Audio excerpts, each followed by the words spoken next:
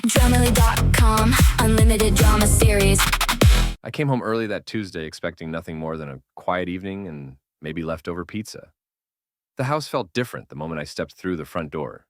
There was laughter coming from the kitchen, soft, intimate laughter that made my stomach clench before I even understood why. I set my laptop bag down quietly and walked toward the sound. What I saw stopped me cold.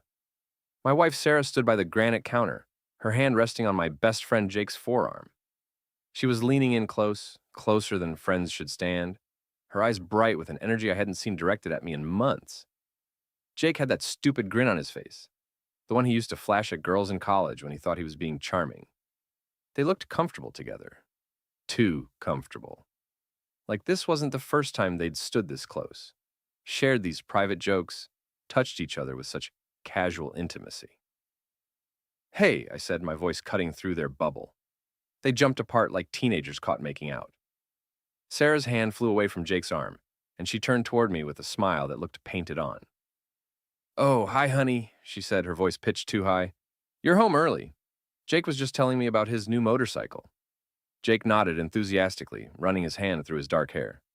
"Yeah, man, you should come check it out sometime. It's a real beauty." I looked between them, noting Sarah's flushed cheeks and Jake's inability to meet my eyes. Something cold settled in my chest. "Sarah," I said quietly, "can I talk to you for a minute?" Jake cleared his throat. "I should probably get going anyway. Thanks for the beer, Sarah." "Of course," she replied, and I caught the way her eyes lingered on him as he headed for the door. After Jake left, I turned to my wife of 3 years. Sarah was beautiful. I'd fallen for her honey blonde hair and green eyes the first time I saw her at the gym where she worked as a fitness instructor. But right now, looking at her defensive posture and the guilt written across her face, I felt like I was looking at a stranger. "What was that about?" I asked. She crossed her arms. "What was what about?" "Jake stopped by to say hello. We were just talking. You were touching him." "Oh, come on, Ethan. Don't be ridiculous. It was nothing." "It didn't look like nothing." Sarah's expression hardened. "Are you seriously going to make a big deal out of this? Jake is your friend. He's been coming around here for years." "Not like that," I said. "Not standing that close to you, not making you laugh like that." "Like what?" "Like you're interested in him." The words hung in the air between us. For a moment, I thought she might deny it, might get angry at the accusation, might even apologize. Instead, she rolled her eyes and let out a bitter laugh. "You know what, Ethan? If you don't like it, the door's always open. Leave if you don't like it." The casual cruelty of it hit me like a physical blow. She said it so dismissively, like our marriage was just an inconvenience she could shrug off, like I was the problem for caring that my wife was flirting with my best friend in our own kitchen. I stared at her, waiting for her to take it back, to show even a hint of remorse. But she just stood there, chin raised defiantly, daring me to do something about it. So I did. I nodded once, grabbed my keys from the counter, and walked toward the door. Sarah's expression shifted from defiant to confused to something that might have been panic. "Ethan, wait!" But I was already gone. The door closed behind me with a click that seemed to echo through the evening air. I sat in my car for a moment, hands gripping the steering wheel, trying to process what had just happened. My wife had essentially told me to leave, rather than stop flirting with my best friend. The woman I'd promised to love and cherish had chosen her right to flirt over my feelings, over our marriage, over everything we'd built together.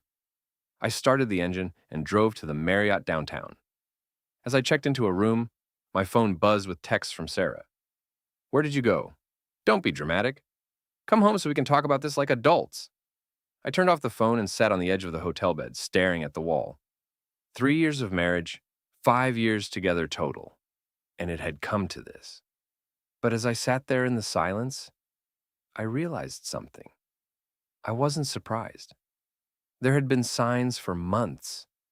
The way she'd started dressing up more, the new workout schedule that kept her out later, the phone calls she'd taken in the other room. I'd been an idiot to ignore them. But I wasn't going to be an idiot anymore. I didn't go home the next day or the day after that. Instead, I called my buddy Mike from work, and asked if I could crash at his place for a few days. Mike was a software engineer like me, divorced himself, and he didn't ask too many questions when I showed up with a suitcase. "Trouble in paradise?" he asked, handing me a beer as we sat in his living room. "Something like that," I said. Sarah told me the door was always open if I didn't like her flirting with Jake. Mike nearly choked on his beer. "She said what?" "You heard me right." "Damn, man, that's cold. What are you gonna do?" I took a long drink before answering. "I'm going to be smart about it." And I was. Over the next few days, I started gathering information. It wasn't hard. Sarah and I shared everything: bank accounts, phone plans, cloud storage, email accounts. She'd never bothered to change any of the passwords because she'd never thought she'd need to. What I found made my stomach turn. Text messages between Sarah and Jake going back 3 months. At first, they were innocent enough.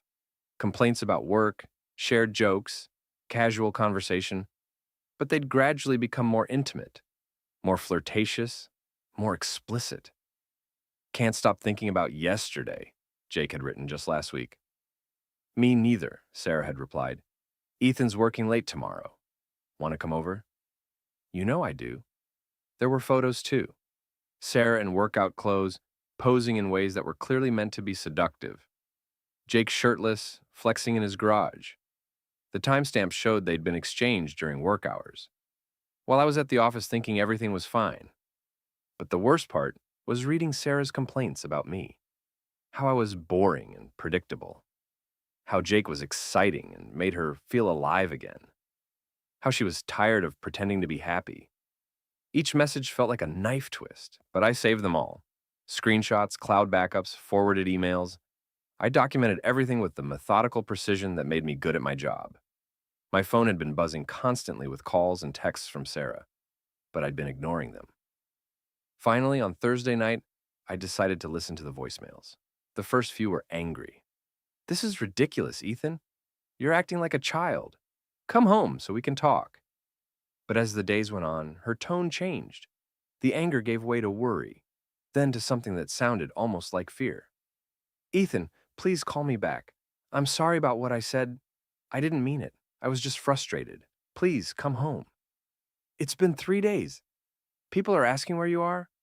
I told them you're on a business trip, but I don't know what else to say. Please just call me. I went to your office today, but they said you were working remotely. I'm scared, Ethan. I don't know what you're thinking. Please don't do anything stupid." Stupid. That was rich coming from her. On Friday, I called my lawyer. David Morrison had handled the legal work when we bought our house, and he'd always struck me as competent and discreet.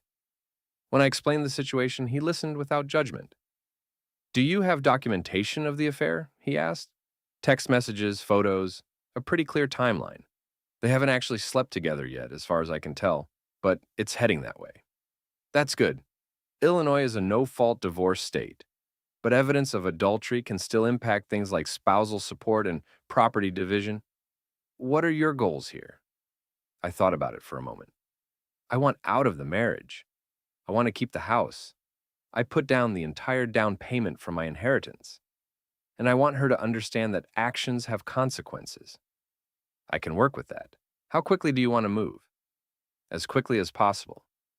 I'll have papers drawn up by Monday. We can file Tuesday morning." After I hung up, I felt something I hadn't experienced in days: relief. I was taking control of the situation instead of just reacting to it. Sarah had opened the door and told me to leave. Well, I was leaving permanently. That evening, I finally responded to one of Sarah's texts. "We need to talk. Meet me at Rossetti's tomorrow at 7 p.m. Her response came back immediately.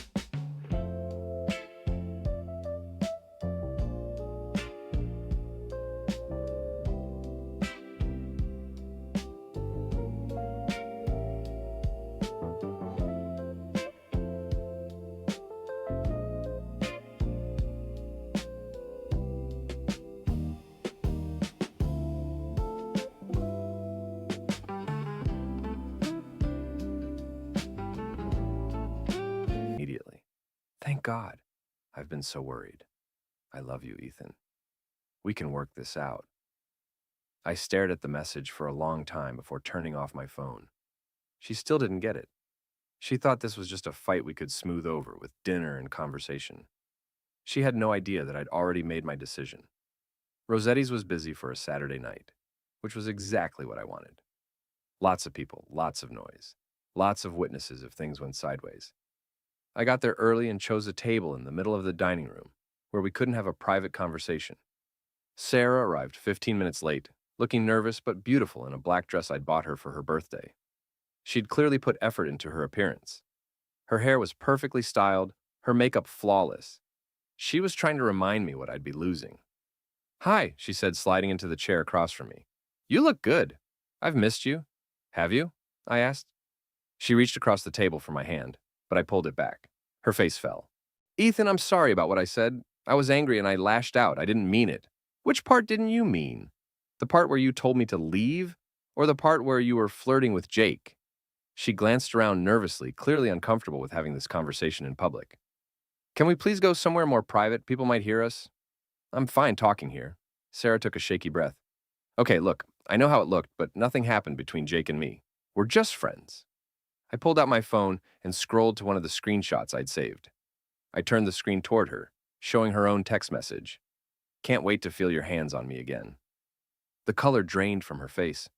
"Where did you get that?" "Our shared cloud account. Amazing what you can find when you actually look." She stared at the phone, then at me, her mouth opening and closing like a fish out of water. "Ethan, I can explain." "Can you?" "Because I've got about 50 more messages just like that one. Photos, too. A whole timeline of your relationship with my best friend." Tears started forming in her eyes. "It's not what you think. We never actually slept together?" "No, I know. You were still working up to that. But you were already emotionally cheating, Sarah. You were already planning to physically cheat. The only reason you hadn't yet was because you hadn't found the right opportunity." She was crying now, mascara starting to smudge. "I'm sorry. I'm so sorry. It was a mistake. I was confused and lonely and instead of talking to your husband about it, you decided to start an affair with his best friend." "It wasn't an affair. Nothing happened." I leaned back in my chair, studying her. Even now, caught red-handed, she was trying to minimize what she'd done. She was sorry she'd been caught, not sorry she'd done it. "You're right," I said finally. "Nothing happened, because I stopped it before it could." Hope flickered in her eyes. "So, we can work through this? We can go to counseling, we can—" "No, Sarah, we can't." The hope died. "What do you mean?" "I mean, you made your choice when you told me the door was always open. You chose Jake over me. You chose your right to flirt over our marriage. So, I'm taking you up on your offer." "What offer?" "I'm leaving. Permanently." The restaurant suddenly felt very quiet, even though the noise level hadn't changed. Sarah stared at me like I'd just told her I was dying. "You don't mean that." "I do." "Ethan, please." "I made a mistake, but we can fix this. I love you." "Do you?" "Because your text messages suggest otherwise. In fact, you called me boring and predictable. You said you were tired of pretending to be happy with me." She flinched like I'd slapped her. "I was just venting. I didn't mean any of that." "Which is it, Sarah? Were you lying to Jake when you said those things, or are you lying to me now?" She couldn't answer that, and we both knew why. I stood up and dropped a 20 on the table. "The divorce papers will be filed on Tuesday. You'll be served at work." "Divorce?" She said the word like she'd never heard it before. "Ethan, wait. We can work this out. Don't do this. Don't throw away 3 years of marriage over one mistake." This wasn't one mistake. This was 3 months of lying, cheating, and betrayal. This was you choosing another man over your husband. This was you telling me to leave instead of fighting for our marriage. I started to walk away, but her voice stopped me. "What about the house? What about our life?" I turned back to look at her one last time. She looked small and broken, sitting alone at the table with tears streaming down her face. Part of me felt sorry for her, but a bigger part of me felt free. "You should have thought about that before you told me the door was always open." The next few days passed in a blur of legal paperwork and logistics. David worked fast, and by Tuesday morning, We were filing divorce papers at the courthouse. I'd asked for the house, citing my inheritance as the source of the down payment, and I was prepared to buy out Sarah's equity if necessary. I was back at work, trying to focus on code reviews and system architecture, when my phone started buzzing with calls from Jake. I'd been expecting this. Sarah would have told him what happened, probably painted me as the unreasonable villain in the story. I let the first few calls go to voicemail, but when he called for the fifth time in an hour, I finally answered. "What do you want, Jake?" "Dude, what the hell's wrong with you?" His voice was angry, aggressive. "Sarah's a mess. She can barely function. She said you're divorcing her over some text messages? Is that what she told you? She said you went through her phone like some kind of psycho, and now you're destroying your marriage over nothing." I had to admire Sarah's ability to reframe the narrative. In her version, I was the bad guy for discovering her affair, not her for having one. "Those weren't just text messages, Jake." Your ex, the one you said you blocked, 300 messages this month. He contacted me from. Watch more on Grammarly.com. They were evidence of you two planning to cheat on me. Nothing happened between us. Yet, there was silence on the other end of the line. Jake was many things, but he wasn't stupid. He knew I was right. "Look, man," he said finally, his tone shifting from aggressive to pleading, "maybe things got a little out of hand. Maybe we crossed some lines. But Sarah loves you. She doesn't want to lose her marriage over this." Then she should have thought about that before she started sexting my best friend. "Come on, Ethan. Don't be like this. We've been friends for 10 years. Doesn't that count for something?" It did. Right up until you decided my wife was more interesting than my friendship. I never meant for it to go this far. But you didn't stop it either, did you? Another silence, then, "What do you want me to do? You want me to disappear? Fine. I'll stay away from Sarah. We can all just pretend this never happened." "It's too late for that." "Why? Because your pride is hurt?" The question hit me wrong, and I felt my temper flare. My pride? Jake, you and my wife were planning to have an affair. You were meeting at my house while I was at work. You were exchanging explicit photos and talking about how boring I was. And you think this is about my pride? I think this is about you being unable to forgive a mistake. A mistake is forgetting to pick up milk on the way home. A mistake is double booking dinner plans. What you and Sarah did was a choice, a series of choices made over months to betray me. So that's it? Our friendship is over? Your marriage is over? You're just going to burn everything down? I thought about that for a moment. Was I burning everything down? Maybe. But Sarah and Jake had already lit the match when they decided to pursue each other behind my back. I'm not burning anything down, Jake. I'm just walking away from the ashes. I hung up before he could respond. The rest of the week was a series of uncomfortable conversations. Sarah's friends started calling, trying to play peacemaker. Her sister Jennifer left me a long voicemail about the sanctity of marriage and the importance of forgiveness. Even my own mother called after Sarah reached out to her. "She's devastated, Ethan," Mom said during our phone conversation. "She says she made a terrible mistake, and she's begging for another chance." She had her chance, Mom. She had every day of our marriage to choose me over other men. She chose differently. Marriage is hard work, honey. Sometimes people make mistakes. This wasn't a mistake. This was a pattern of behavior over months. She was planning to cheat on me. But she didn't actually cheat. Only because I caught her first. Mom sighed. "I just hate to see you throw away your marriage over something that might have happened. It's not about what might have happened. It's about what did happen. She lied to me. She betrayed my trust. She chose another man over her husband. And when I confronted her about it, she told me to leave instead of fighting for our marriage. People say things they don't mean when they're angry. Maybe, but they also reveal who they really are." The conversation with my mother bothered me more than the others, because I respected her opinion. But even she didn't seem to understand that this wasn't about punishment or revenge. It was about self-respect.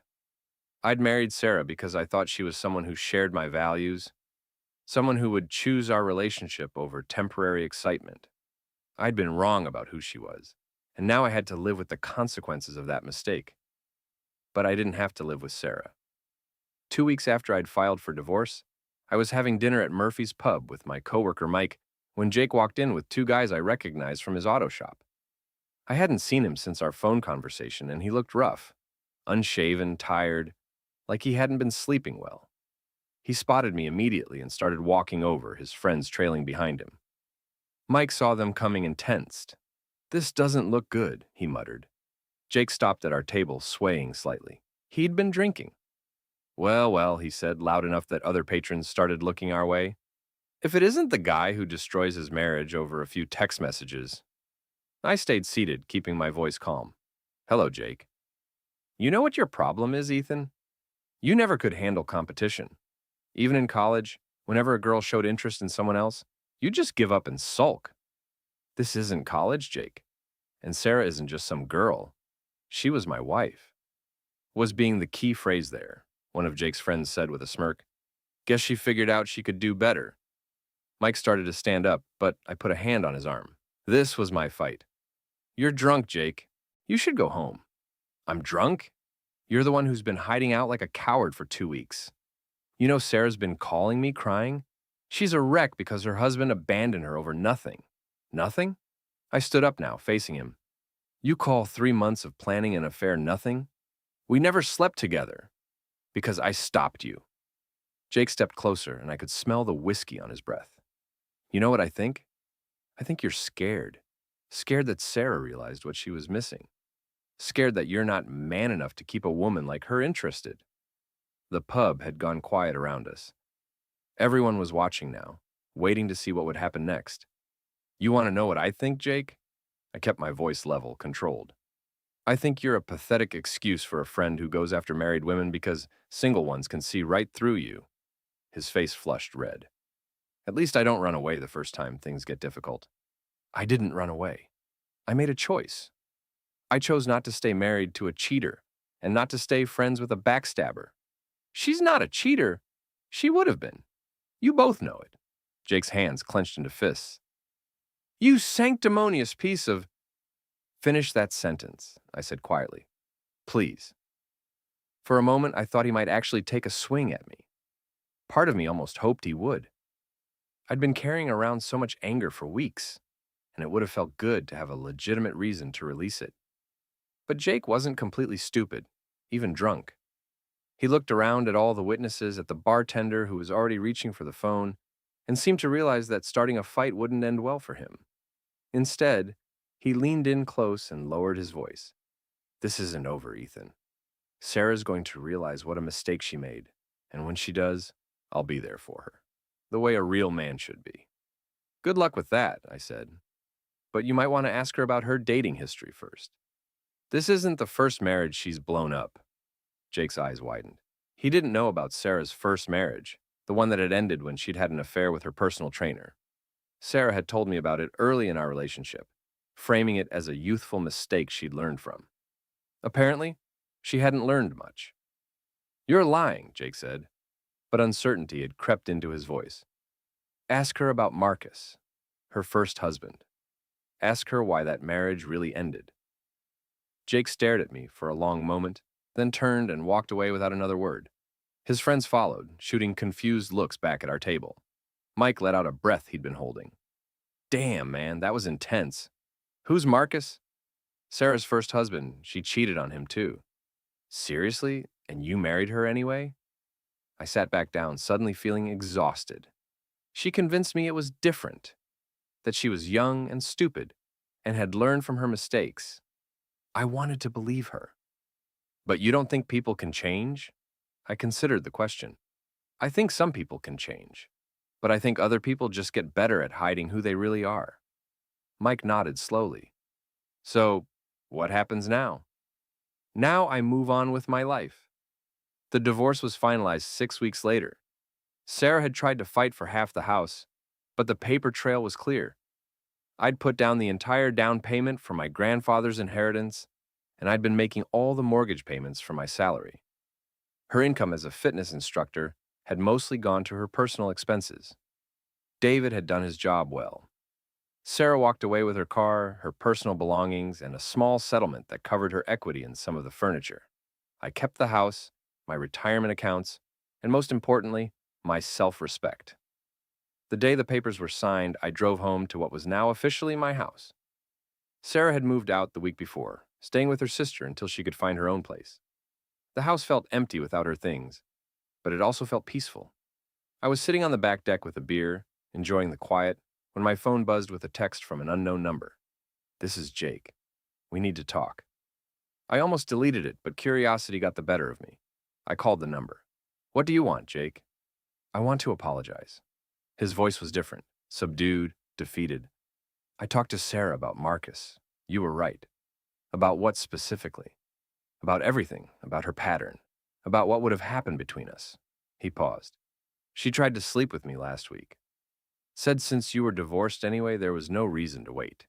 And I realized I didn't want to be the next Marcus, or the next you." I didn't say anything. There wasn't much to say.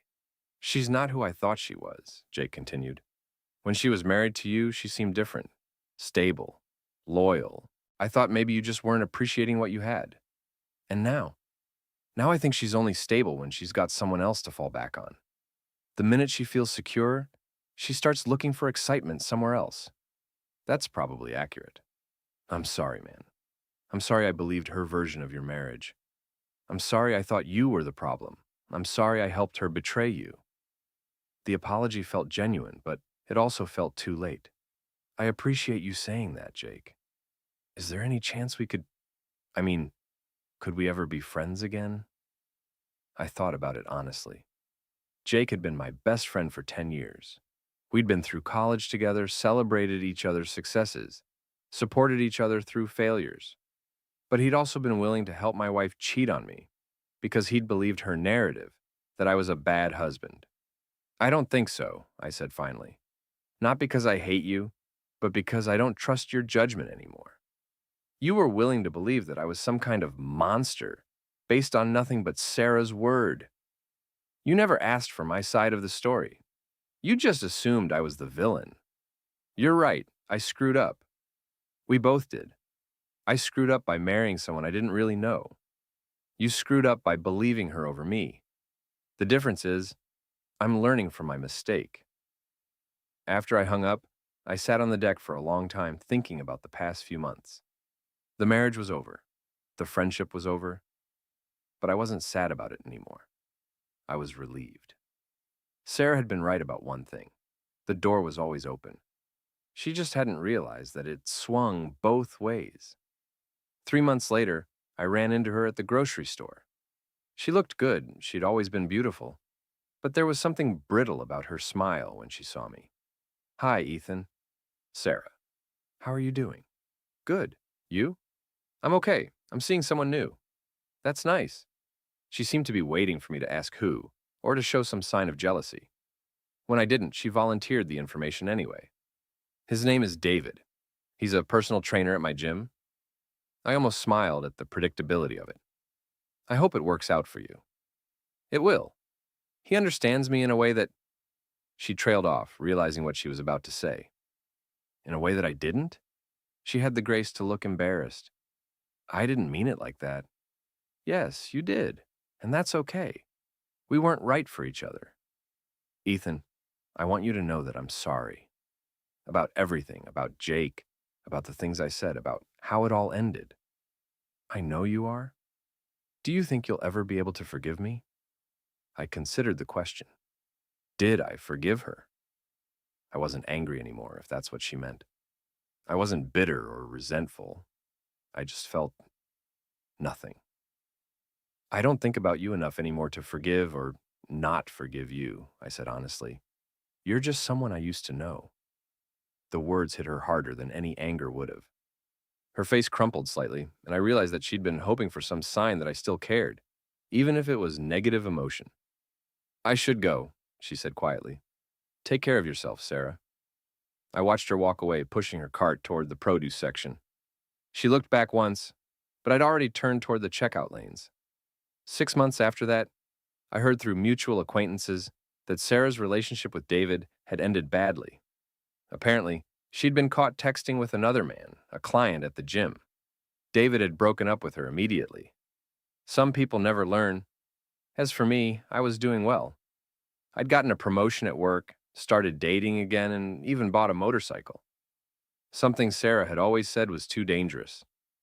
I was discovering who I was when I wasn't trying to make someone else happy. The house felt like home now, filled with things I'd chosen, decorated the way I liked it. I'd turned Sarah's old office into a workshop where I restored vintage electronics as a hobby. It was peaceful, methodical work that I found satisfying. One evening, as I was working on an old radio, I thought about the night this had all started. Sarah telling me the door was always open, daring me to leave if I didn't like what I saw. She'd meant it as a threat, a way to make me back down and accept her behavior. She'd assumed I was too comfortable, too invested in our life together to actually walk away. She'd been wrong. The door had been open, and I'd walked through it.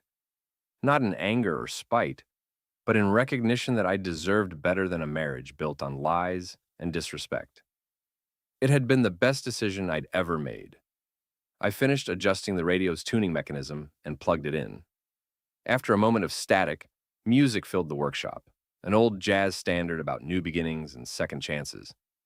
I smiled and got back to work. Outside, it was starting to rain, but inside my workshop, everything was warm and bright and exactly as it should be.